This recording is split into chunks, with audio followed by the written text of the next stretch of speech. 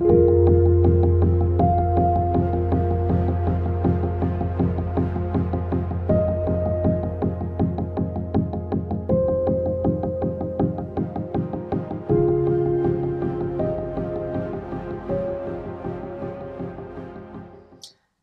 beautiful souls. This is Julie with Into Heartspace, looking at the energy of the first month of 2018, January.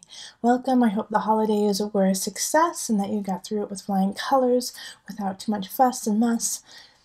Saturn has entered into Capricorn, so we've had that energy kind of getting us going, feeling like we're kind of walking through the mud, but that's good. It's building endurance, it's building strength for what is to come. So know that if you do feel a little fatigued, if you feel like, I used to be able to move so much faster, it's okay, it's all right. We're trying to get our footing during this transit the last 2.5 years. So be patient with yourself, listen to your body, but of course Capricorn likes you to follow the rules and to put the work in. So follow the rules and put the work in. Figure out the rules so you can work around them later on, but right now you need to figure out the game. So as a collective, this energy that we're going to be carrying on for the rest of 2018 is that of work, of diligence, of what we need to do to be successful, that nothing is given to us, that everything is earned. So in January, really set your intention with what is it that you want to work on? What is it that you want to build? Not what do you want to be given to you? I'm going to pull from, I love my Knafo deck. So we're going to pull a card for the collective pull, and then I'll go into your individual readings. So, calling in the highest of light, the highest of energy to guide us. What is the collective energy, the one card that will pull us all together, that we will all feel in some regard in January of 2018?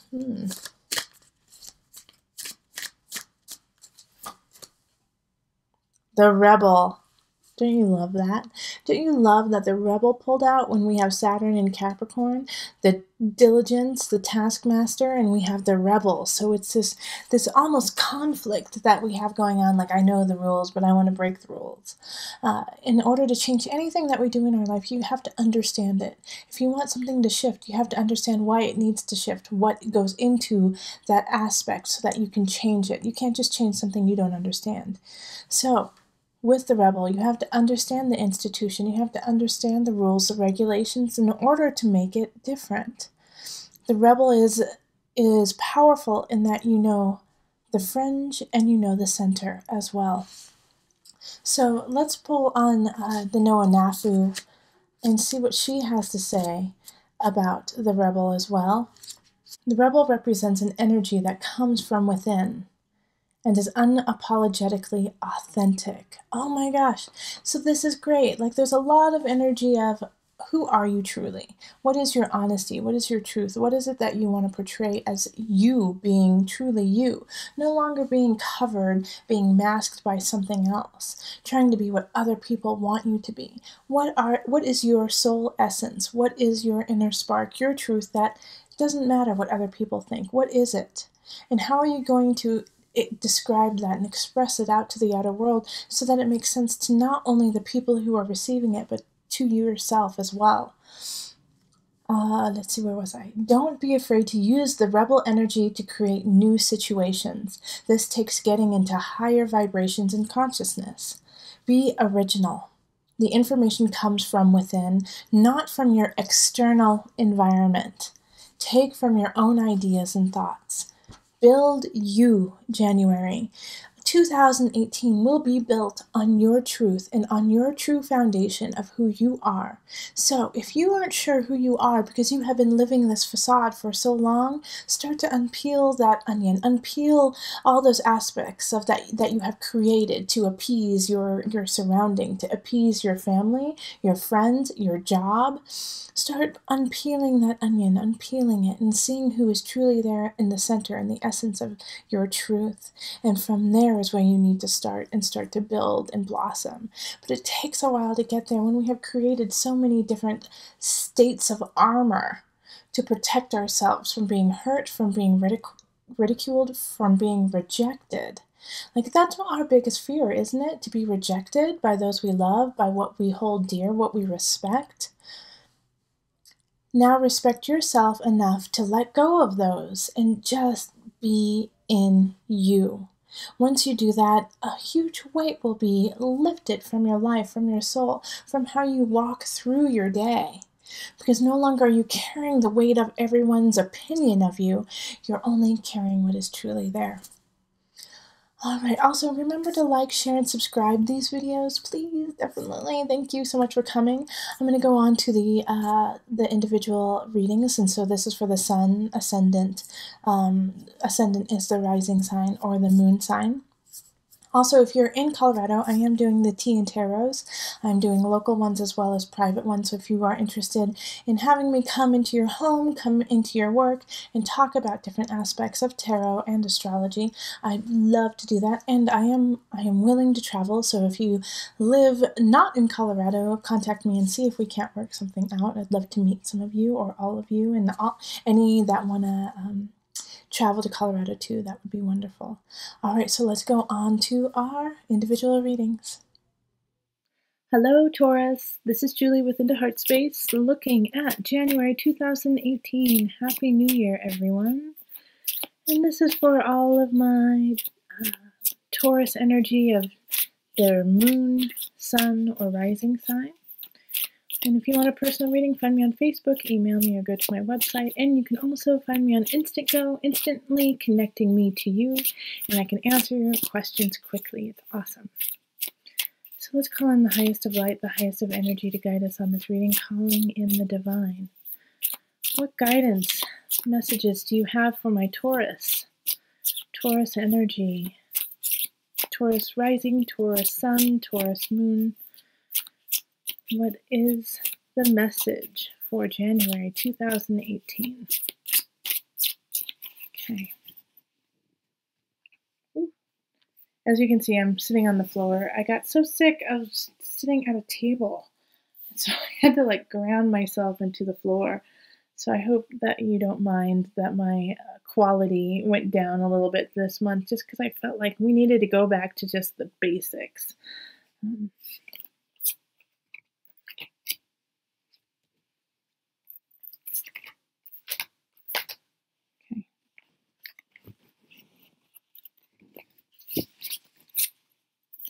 And the energy that's coming in from last year into January is the wheel of fortune.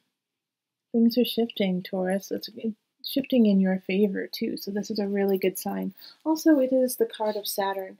And so Saturn just transferred into Capricorn. So it's getting your just desserts if you deserved it. Okay, so keep up the good work, Taurus, and make things happen. Then we have the moon. Two of Cups reversed, Six of Wands reversed, the Emperor, Ace of Wands, and the Sun reversed. Okay, so emotions are running really, really high, and I think there's some conflict happening in relationship, and I see this with the Two of Cups, okay? So there's trouble in paradise. Something's not turning out the way that you wanted it to. And with the Six of Wands, it's you're just sick and tired of trying to combat yourself, trying to make things happen, to speak your mind in this relationship. And so you're getting exhausted is what it shows. And your emotions are starting to run very raw with the moon energy. Now, we do have the Emperor showing up too. And so the Emperor energy is really talking about you possibly having to move on, move out of a relationship, and start something new. All right? Because the Ace of Wands popping up here really speaks of a new beginning, and the Emperor energy is it's time to move on. It's time to do something that is more positive and cultivating for you. However, the thing that's really just bugging me is the Sun reversed is you don't want to move on. It's you want to stay where you are. You even though you're unhappy, you'd rather stay in the situation than go into the unknown. In a way, I feel like, Taurus, you feel like you're giving up or that you failed if you move on. Because you put so much energy in this relationship. You put so much energy in cultivating the situation that now that you have to move on, it feels like a really big failure to you. But it's not a failure if you if you take the lessons you learned and grow from it. And so the Ace of Wands, there's something new that needs to begin. And you know what? This relationship that might not be working out, it might not be working out because you do have to move, or because you had to change jobs, or something happened where you guys have to separate. It might not even be that you guys aren't compatible. It just is. It's not a good time. It's not a good contract for you guys to go through with right now. Don't beat yourself up over this, though, okay? Because with the Sun reversed, you're just like, I don't want to move on because I don't want everyone to know that I failed. Like, I've told everyone that, like, this is the love of my life. I've told everyone that I'm going to marry this person, and now I'm not going to. It's okay, Taurus. It's all right. No one's judging you in that regard. And if they are, then, their opinion is none of your business, and you don't need to take that on. So let that go and move on. The Emperor is a positive card. So is the Ace of Wands. It's like you have the capacity to move on. Even if you don't want to, it's going to be for the best, okay? So let me just pull a couple extra cards here. And I love that the Wheel of Fortune is here, carrying in from last year. Like, the tides are in your favor. So even if you feel like, oh gosh, this isn't how I expected it to go, it's still a positive. It's still shifting energy. All right, so then the Two of Swords and the Devil. Yep, that makes complete sense, because like I was saying earlier before, we have the Sun in reverse. So it's like you don't want to move on. It's like you see the choices in front of you, or you don't, you don't want to see the choices in front of you. You don't want to pick and choose, and you want to like sit and just stew in the situation as it is. Okay? Because with the Devil, it's like obsession. It's obsessive compulsive. It's taking the darker parts of ourselves that do not raise us to our higher vibration. It's low vibration energy, and we're staying there instead of going to that high vibration. And the Two of Swords isn't saying that you're blind and like you have no capacity. It's saying that you're choosing not to see. Like, you have all the information right in front of you, but you just don't want to see it for the truth that it is. But in January, you're going to really have to step up into that discomfort, into that level of honesty, so that you can move forward and start this beautiful Ace of Wands, which is passion, excitement, like a knowing that you can't put your finger on. And so in order to get here, you have to let go of a certain situation. So let's call on the animal spirit guide, just to give you an animal to really focus on and to guide you through this month. And yeah, I'm sure you guys have noticed I kind of changed my format here, just to keep it fresh, And this is this deck that I'm using right here is called Joie de Vivre, joy of life.